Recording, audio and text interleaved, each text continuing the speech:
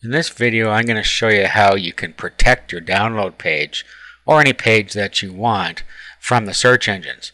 Now, if you don't do this, your download page could get picked up by the search engines and people can do a simple search and be able to find it. Now, there are two ways that you can go about protecting your page, but one of them no longer works properly because people have figured out how to find it using another search engine. And what they do is they use Alexa, and Alexa will let them get around it. And I'm not going to tell you how, but rest assured that a lot of people know how to use Alexa to find a download page. Okay, so let's go over the two methods now. Now, the first way is to put a line of code in your download page in the meta tag section. So you will see a header and a slash header. Let me just show you here.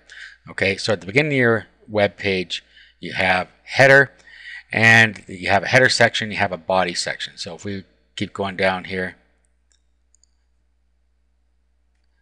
okay, so here's the end of our header section, and here is the beginning of our body section.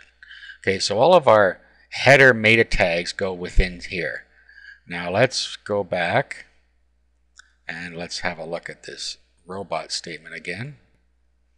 Okay, so simply by putting this line of code into your download page, that protects it from almost every search engine. But it is possible to find it through Alexa with a series of keywords that people search for. That's all I'm going to say about that. So a way around that is to use method number 2. Now, method number 2 is to use a robot.txt file. And it's simply a text file called robot.txt. Okay, or robots.txt. All you do is you put this code in here, and these lines of code will tell you what needs to be skipped.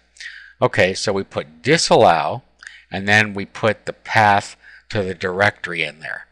Okay, so simply loading this up to our public HTML directory or htdocs or wherever your websites go so they can be viewed on the web.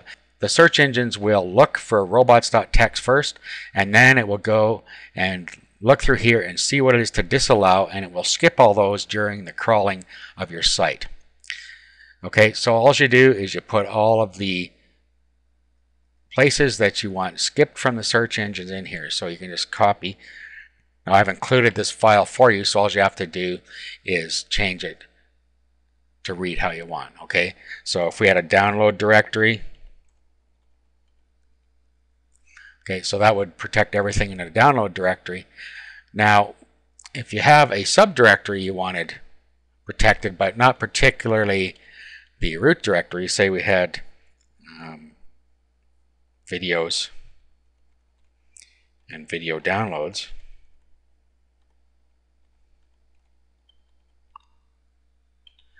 Okay, so what this will do is will disallow the video downloads directory from being actually scanned by the search engines, but it will allow it to scan the videos directory. So if you had your sales pages and videos and you had your download pages and video downloads, you're safe that way because the search engines are going to skip video downloads. This also works for Alexa, so Alexa will skip it. Okay, so what I'm going to do, I'm going to save this and I'm going to show you what we do now. Let's open up an FTP client, and I like to use FileZilla. It's free. Okay, so here's FileZilla. On the left side, you have your computer. On the right side, we have our server side. So what I'm going to do is I'm just going to upload our robots.txt. Okay, now let me just show you something that somebody can do and how we can prevent them from doing so.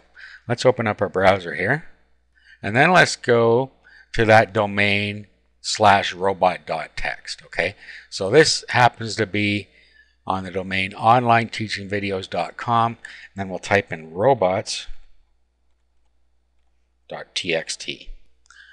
Okay, now you see what has happened here? They can view the robot.txt and find out where we've stored our files. Okay, so what they could do is they could take this now, copy this, and then put it into their browser behind our main domain name, so onlineteachingvideos.com video/video downloads. Okay, and then if they key that into their browser and they hit enter, it brings up whatever is in that directory.